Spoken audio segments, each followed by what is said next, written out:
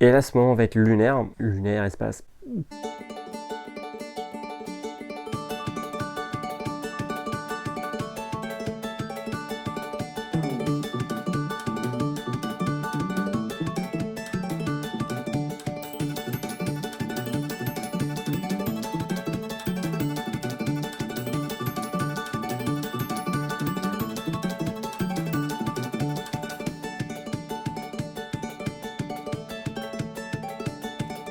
Salut à tous, c'est Aviatotor, j'espère que vous allez bien en ce début d'automne. Aujourd'hui, je voulais vous raconter une anecdote pour rebondir sur l'actualité. Est-ce que j'ai besoin de présenter Thomas Pesquet? Je ne pense pas. Thomas Pesquet, depuis quelques jours, est maintenant le premier Français à être le commandant de bord de la Station Spatiale Internationale. C'est la fonction suprême. Il est dans l'espace pour une durée de 6 mois. Ça fait déjà 3 mois qu'il est à bord. Cette semaine, il y a eu la passation de commandement et donc il va être le capitaine pendant les 3 derniers mois. Le commandant de bord de l'ISS, être le chef d'orchestre de tout ce qui va se passer. Il va s'assurer que tout l'équipage reste opérationnel. Il reste opérationnel dans les missions scientifiques qui leur sont demandées. Le commandant de bord d'ISS va aussi s'assurer de la sécurité et de la prise de décision dans des cas difficiles. Il fait le lien avec aussi toutes les stations au sol, donc il va un peu chapeauter les plannings pour les sorties extravéhiculaires, l'entretien de la Station Spatiale Internationale. Donc voilà, il va avoir 3 mois encore où il va faire énormément de travail et il trouve quand même le temps sur les réseaux sociaux de publier des photos de dingue.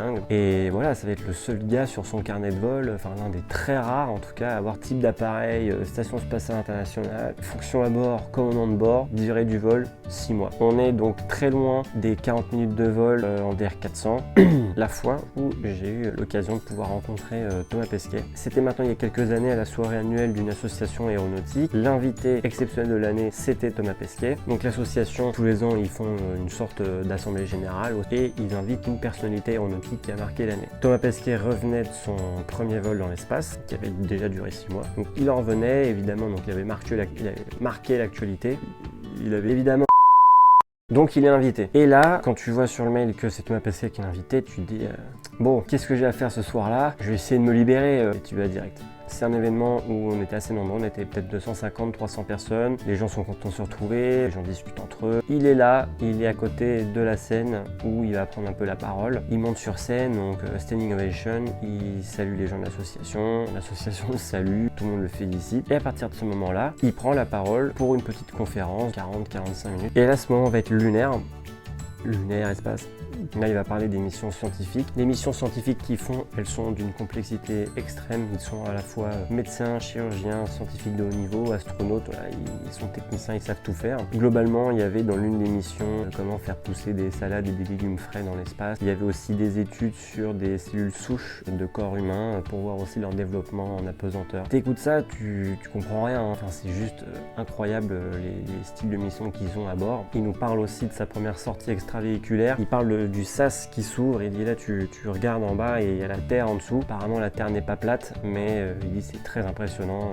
T'as 400 km mais le sol est en bas, mais en fait le sol c'est la Terre. On n'est pas sur un sol de 3-4 étages. Il y a un silence dans la salle mais où tout le monde écoute. La conférence se termine, il a fini de raconter un petit peu toutes ses aventures. Là tu te dis mais est-ce qu'il va partir, est-ce qu'il va rester et non, il reste un peu. Et là, Thomas Pesquet, ça devient Beyoncé. Tu as 300 personnes dans la salle qui se disent je veux ma photo avec Thomas Pesquet, qui est normal, hein, moi le premier. D'un coup, au moment où il pose un pied par terre, s'organise un micmac de file d'attente parce que tout le monde se lève de sa table, tout le monde fonce vers lui. Donc il y a un attroupement, un entassement pour que les gens fassent des photos et tout ça. Et les gens de l'association commencent un petit peu à dispatcher et à organiser cette file d'attente pour que ça ressemble à peu près à quelque chose, puis surtout éviter les débordements. J'intègre la file d'attente, on est sur 1 heure d'attente, faut prendre son mal en patience. Thomas Pesquet est au bout, voilà, il est vraiment à quelques mètres et plus tu te rapproches de lui, plus tu vois la table qui lui est consacrée et réservée. Et là sur la table, il y a une montagne de cartes de visite. Tout le monde a envie de travailler avec Thomas Pesquet à ce moment-là. Tout le monde a envie de le rencontrer, tout le monde a envie de déjeuner avec lui, tout le monde a envie de dîner avec lui, tout le monde a envie de lui montrer son projet et tout, machin. Appelez-moi, on se fait une bouffe. Les gens lui font des cadeaux aussi.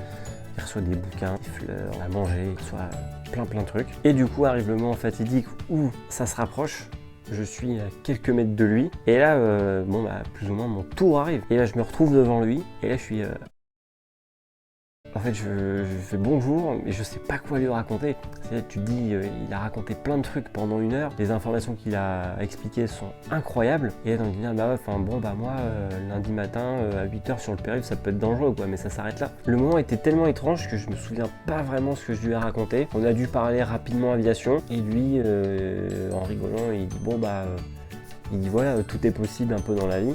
Monsieur apparemment il s'y attendait pas, il y a déjà une dizaine d'années, il s'y attendait pas du tout d'être pris dans le programme d'astronaute. Le moment est un peu étrange, je suis devant lui, tu discutes, vraiment 30 secondes, en plus tu veux pas bloquer les gens qui sont derrière toi et qui commencent à râler. Je fais la photo avec lui, très jolie photo, vous verrez la photo après. Mais voilà, en fait, tu rencontres la personne, ça te déborde pas d'émotions, tu pleures pas non plus devant lui, tout ça.